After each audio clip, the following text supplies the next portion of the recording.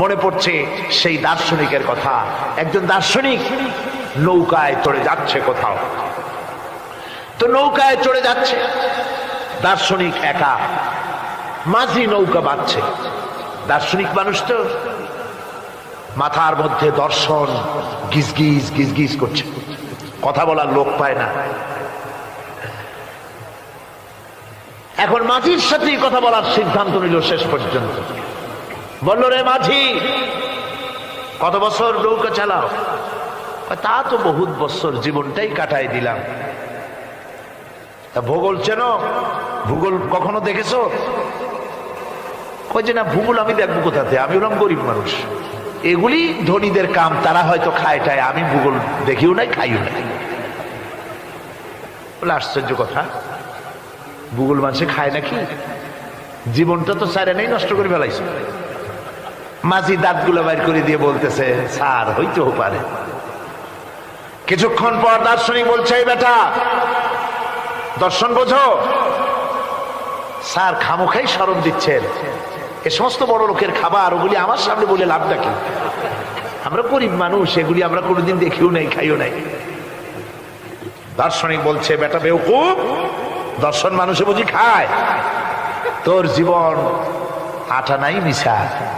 মাঝি কয়, হইতেও পারে। এবার দার্শনিক বলছে, এই বেটা, কিছুই তো জানো না, খালি দাব বাইর করো, ইতিহাস চেনো? মাঝি বলছেন, স্যার, এইবার একটা কথা বলছেন যেটার সাথে কিছুটার মিল আছে, আমি খাইছি। সেটা হচ্ছে, বাপ গরিব ছিলেন, কিন্তু মাঝে মধ্যে শীতের মৌসুমে পাতিহাঁস জবাই করে আমরা খাইতাম, আর বিবাহের সময় শ্বশুর বাড়ির রাজহাঁস জবাই করে খাওয়াইছিল, কিন্তু ইতিহাস তো খাই নাই, ওইটা কোথায় পাওয়া যায়? দার্শনিক বলছে, বেকুব বেটা, ইতিহাস আর পাতিহাঁস বুঝি এক? তোর জীবন তো 12 আনাই মিশা। মাঝি কয়, হইতেও পারে। কিছুক্ষণ পর উত্তর দিকে কালো মেঘ উঠেছে, আকাশ থমথমে ভাব, নদীর ভিতরে তুফান সৃষ্টি হয়েছে। মাঝি বলছে, স্যার সাঁতার জানেন? কয় যে না মাঝি, সাঁতার তো জানি না। মাঝি কয়, স্যার ভূগোল, দর্শন, ইতিহাস 3 সাবজেক্টে আমার জীবন 12 আনা মিশা, এখন তো দেখি এক সাবজেক্টে 16 আনাই মিশা আপনার। আমার তো 4 আনা আছে, 12 আনা ফেল, 4 আনা তো আছে, ওই 4 আনা দিয়ে আমি সাতরায় কেনারায় উঠে যাব, আর ইতিহাস দর্শন পাতিহাস খাইয়ে ডুবে মরমিয়া। এবার দার্শনিক বলছে, আরে মাঝি, মানুষকে এরকম নৌকো ডুবে মরে নাকি? কয় মরে না, আমার বাপ এই নৌকার মাঝি ছিল, তারপরে এই নৌকা বাইতে বাইতে আমার বাপ এই নৌকার মধ্যে মরছে ডুবিয়া। আচ্ছা, তোমার দাদা? আমার দাদাও মাঝি ছিল, এই নৌকা বাইতে গিয়ে সেও মরছে। তোমার নানা? আমার নানাও এরকম নৌকা বাইয়া এরকম মাঝি হয়ে মরছে। দার্শনিক কয়, তুমি তো দারুণ বেহায়া, যে নৌকায় তোমার বাপ মরলো, দাদা মরলো, সেই ব্যবসা তুমি ছাড়তে পারো নাই, তুমি তো দারুণ বেহায়া। মাঝিরও বুদ্ধি কম না। মাঝি কয় যে, স্যার আপনার বাপ জিন্দা আছেন? কয় না, মারা গেছেন। কোথায় মরছে? ঘরের মধ্যে খাটের উপরে চিত হইয়া আরামসে মারা গেছে।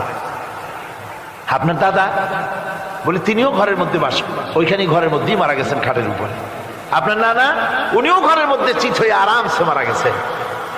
মাঝি কয় যে, আপনিও তো বেশরম কম না, যে ঘরের মধ্যে আপনার দাদা মরলো, নানা মরলো, গোষ্ঠী মরলো, সেই ঘরটা তো এখন আপনি সারতে পারেন নাই।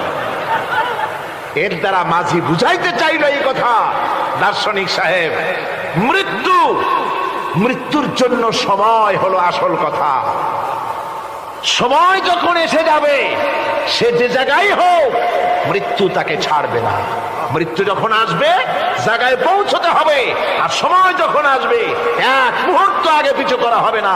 মউত আসার সাথে সাথে আজরাইল তার সামনে এসে যাবে, 1 মুহূর্ত বাঁচতে পারবে না। সুতরাং মুমিন ব্যক্তি, তার দিলের মধ্যে মৃত্যু সম্পর্কে ওই ধরনের চিন্তা থাকবে না, পরান্ডা নিয়ে কোন রকম নিবাসী এরকমের চিন্তা থাকবে না। জীবন আল্লাহ দিয়েছেন, আল্লাহ নিবেন, সময় আসলে 1 মুহূর্ত দেরি করা হবে না। সুতরাং সেই জীবনটা যিনি দিয়েছেন, তার রাস্তায় যাওয়ার জন্যই সে তৈরি থাকবে। এটা হলো মুমিনের কোয়ালিটি। আমার বন্ধুগণ, এরপরে মুমিনদের ভিতরে আরেকটা জিনিস হবে, সেটা হচ্ছে